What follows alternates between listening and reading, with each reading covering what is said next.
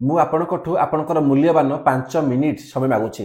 Trust ମି, ଏଇ 5 minute ଶୁଣିଲା ପରେ ନା ଆପଣଙ୍କର ଜୋଶ ପଳେଇ ଆସିବ କି ଆପଣ ଯେମିତି ହେଲେ ଏଇ ବର୍ଷ ଗୋଟେ ଗଭର୍ଣ୍ଣମେଣ୍ଟ ଜବ୍ କ୍ରାକ୍ କରିବେ। ତା ଛଡ଼ା ଲକ୍ଷାଧିକ ଟଙ୍କା ସେଭ୍ ମଧ୍ୟ ହେଇଯିବ। ବିକଜ ଆପଣଙ୍କୁ ଫାଲତୁରେ କୌଣସି କୋଚିଂ ଇନଷ୍ଟିଚ୍ୟୁଟ୍ କୌଣସି ଟେଷ୍ଟ ସିରିଜର ଆବଶ୍ୟକ ପଡ଼ିବନି। ଆଣ୍ଡ ଏଇଟା ବି କହିବି, ଗୋଟେ ଜବ୍ ପଛରେ ଯେଉଁ ଧାଉଁଛ 3 ବର୍ଷ 4 ବର୍ଷ 5 ବର୍ଷ, ତମର ସେଇଟା ବି ସେଭ୍ ହେଇଯିବ। ତାହେଲେ ଷ୍ଟାର୍ଟ କରିବା। ମୋ ପାଖରେ ପେପର ଅଛି। ଜଣେ ମୋତେ କହିଲା କି ପେପରଟାକୁ ତମେ ନିଆଁ ଲଗାଅ। ଆଣ୍ଡ ମୋ ହାତରେ ଲାଇଟର ଅଛି। ଲାଇଟର ପ୍ରାଇସ୍ କେତେ? ଆଇ ଥିଙ୍କ 150 200 ଟଙ୍କା ପଡ଼ୁଥିବ। ବଟ୍ ମୁଁ ଲାଇଟରରେ ଚେଷ୍ଟା କଲେ ପେପରଟାକୁ ନିଆଁ ଲଗାଇ ପାରିବି କି? ପସିବୁଲ୍ ହେବ? ପସିବୁଲ୍ ହେବନି। ଆଣ୍ଡ ମୋ ପାଖରେ ମାଚିସ୍ ମଧ୍ୟ ଅଛି, ଯେଉଁ ମାଚିସ୍ର ପ୍ରାଇସ୍ ଆଇ ଥିଙ୍କ ଟଙ୍କା ହେଇଥିବ ନାଇଁ। ଏ ଭିତରେ 50ଟା ଷ୍ଟିକ୍ ଆସୁଛି।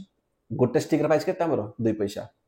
ତ 2-4 ପଇସାର ଷ୍ଟିକ୍ରେ ଯଦି ମୁଁ ଚାହିଁବି ନା ଭାଇ ଆରାମସେ ଲାଗିଗଲା ନିଆଁ। ଭାଇ ଯେଉଁ ଜିନିଷ 200 ଟଙ୍କାର ଗୋଟେ ଲାଇଟର କରିପାରିଲାନି, ସେ ମାତ୍ର 2 ପଇସାର ଗୋଟେ ଷ୍ଟିକ୍ କରିଦେଲା। ଏଇଟା ମୁଁ କାହିଁ କହିଲି ମୋତେ କୁହନ୍ତୁ? ପଇସା ସବୁକିଛି ମ୍ୟାଟର କରେନି। ବହୁତ ପିଲା କୁହନ୍ତି ସାର୍ ଆମକୁ ବେଷ୍ଟ MCQ ବୁକ୍ କୁହ, ଆମେ ପଇସା ଦେଇଦେବୁ। ବେଷ୍ଟ ଇନଷ୍ଟିଚ୍ୟୁଟ୍ର ନାଁ କୁହ, ଆମେ ପଇସା ଖର୍ଚ୍ଚ କରିଦେବୁ। କୋଚିଂ ଇନଷ୍ଟିଚ୍ୟୁଟ୍ ତ ସେଇଟା ଚାହୁଁଛନ୍ତି। ତାଙ୍କର ବ୍ୟାନର ଲେଖିଦେବେ କି ଭାଇ ଆମର ନମ୍ବର 1 ଇନଷ୍ଟିଚ୍ୟୁଟ୍। ସେମାନେ କୁହନ୍ତି କି ଭାଇ ଏଇ ପିଲା ଆମର ଟପର ହେଇଗଲା, ସେଇ ପିଲା ଆମର ଟପର ହେଇଗଲା। ଯେଉଁ ପିଲା ଟପର କୁହନ୍ତି ନା, ଯଦି ମୁଁ ଏକ୍ଜାମ୍ପଲ୍ ଦେବି, ଦେଖିବେ ଆମର ସୃଷ୍ଟି ଶର୍ମା ହୁଅନ୍ତୁ, IPSର, ବାକି ନାଁ ନେବିନି, ବହୁତ ଅଛନ୍ତି, ରବି ସିଂହା ଦେଖିବେ। ବାଜିରାମ କହୁଛି କି ମୋ ପିଲା, ଦୃଷ୍ଟି କହୁଛି କି ମୋ ପିଲା, ରବି କହୁଛି କି ମୋ ପିଲା, ଇନସାଇଟ୍ କହୁଛି କି ଆମ ପିଲା। ଭାଇ ସେ କାହା ପିଲା? ସେଇମାନେ ତମକୁ ଏଇ ଟ୍ରାପ୍ରେ ଫସଉଛନ୍ତି। ଏଇ କଥା ମୁଁ କାହିଁ କହିଲି? ମୁଁ ଏଇଥିପାଇଁ କହୁଛି, ଆପଣ ଭାବୁଥିବେ କି ଏଇ ଯେଉଁ ପେପର ନିଆଁ ଲଗେଇବା ସେଇ କଥା ଭିତରେ ସମ୍ପର୍କଟା କ'ଣ?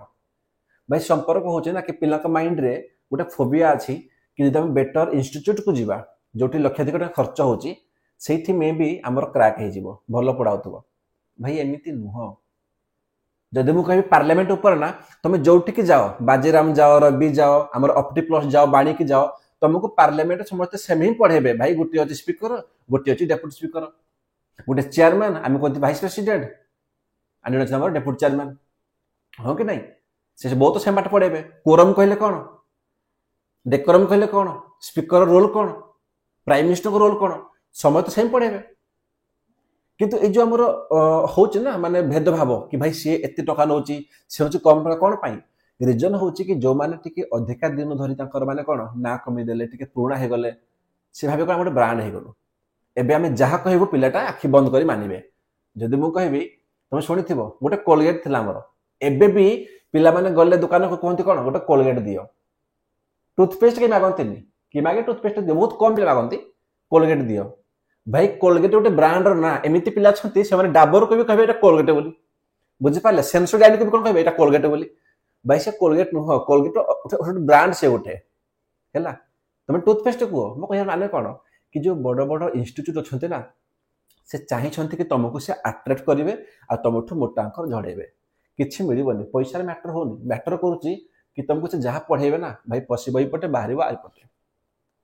ତମକୁ ସେ କେବେ ବି ମୋଟିଭେଟ୍ କରିବେନି କି ତମେ ଯେମିତି ଗୋଟେ ବର୍ଷରେ କ୍ରାକ୍ କରିଯାଅ। ତମେ ଯଦି ଗୋଟେ ବର୍ଷରେ କ୍ରାକ୍ କରିଯିବ, ନେକ୍ସଟ ଇୟର ତମେ ତାଙ୍କଠୁ ଆଉ କିଣିବ କି ଟେଷ୍ଟ ସିରିଜ୍? କିଣିବନି ଆଉ। ବୁଝିପାରିଲ ଜିନିଷଟା? ମୁଁ କହିବା କଥା କ'ଣ କି ମନେ ପକା 5-6 ବର୍ଷ ଆଗରୁ କି 10 ବର୍ଷ ଆଗରୁ ଯେତେବେଳେ ଆମେ ପାଠ ପଢ଼ୁଥିଲୁ ଟ୍ୟୁସନରେ, ଯଦି ଗୋଟେ ମ୍ୟାଥ୍ ଆମର ହେଇପାରୁନି, ଆମେ ୱେଟ୍ କରୁଥିଲୁ କ'ଣ କି କାଲି ସ୍କୁଲକୁ ଯିବୁ କିମ୍ବା ଟ୍ୟୁସନକୁ ଯିବୁ, ସେଇଠି ସାର୍ଙ୍କୁ ପଚାରିବୁ କି ସାର୍ ଏଇଟା ହେଇପାରିଲାନି, ଆମକୁ ବୁଝେଇ ଦିଅ। ଏବେ ହେଉନି ଆଉ। ଏବେ ସବୁ ଜିନିଷ ଆମର ଅଛି ଅନଲାଇନ୍ରେ, ଚାଟ୍ ଜିପିଟିରେ, ସବୁ ଜିନିଷ। ଭାଇ ଅନଲାଇନ୍ ଯୁଗରେ ତମେ କେଉଁଠି ଅଛ? ଏବେ ପଢ଼ିଛ ଭାଇ ମୁଁ ଟେଷ୍ଟ ସିରିଜ୍ କିଣିବି, MCQ ବୁକ୍ କିଣିବି, କୋଚିଂ ନେବି। ଭାଇ ଗୋଟେ MCQ ବୁକ୍ରେ 5000 MCQ ଥିବ। ଭାଇ ଗୁଗୁଲ ସର୍ଚ୍ଚ କର, 5 ଲକ୍ଷ ପାଇଯିବ MCQ। କ'ଣ ପାଇଁ ପଇସା ଖର୍ଚ୍ଚ କରିଯିବ? ସବୁଠୁ ନା ବେଷ୍ଟ ୱେ କହିବି, ସବୁଠୁ ବେଷ୍ଟ ୱେ, ଯେଉଁମାନେ OPSC ଦେଉଛ କିମ୍ବା ଯେଉଁମାନେ OSSC ଦେଉଛ, ତମେ ତମର ନିଜର ଷ୍ଟ୍ରାଟେଜି ବନାଅ। ଯଦି ବନେଇ ପାରୁନ ଟେନସନ୍ ନିଅନି, ଷ୍ଟ୍ରାଟେଜି ମୁଁ ନିଜେ ବନେଇକି ରଖିଛି। ଯାଅ ପ୍ଲେଲିଷ୍ଟକୁ, ସେଇଠି Indian polity, modern history, geography, ମୁଁ କମ୍ପ୍ଲିଟ୍ GSକୁ ଚଲେଇଛି ଏବେ। ଜୁଲାଇ ଲାଷ୍ଟ ଭିତରେ ଆମର OPSC ପିଲା ପାଇଁ କହିବୁ, ତାଙ୍କ ପାଇଁ ପ୍ରିଲିମ୍ସ ପାଇଁ ସବୁ ଶେଷ ହୋଇଯିବ। ଆଣ୍ଡ ଜୁଲାଇଠୁ ତୁମର ମେନ୍ ପାଇଁ ବିଲକୁଲ ବଢ଼ିଆ ସେ ସୁନ୍ଦର ଭାବରେ ଆପଣଙ୍କର କ୍ଲାସ୍ ଆରମ୍ଭ ହୋଇଯିବ। ମୁଁ ମୋ ନିଜର ନୋଟ୍ସ ଦେବି ଆପଣଙ୍କୁ। ଯଦି ମୁଁ ନୋଟ୍ସ ଦେଖେଇବି, ମୋ ନିଜ ନୋଟ୍ସକୁ ମୁଁ ନିଜେ ବନେଇଛି, ମାନେ ତାକୁ ଡାଇଗ୍ରାମ କରିକି ହେଲା, ଆପଣ ଦେଖିପାରୁଥିବେ କି ଆପଣଙ୍କୁ ଯାହା ଯାହା ଦରକାର ମାନେ ବୁଝି ହେଲା ଭଳିଆ।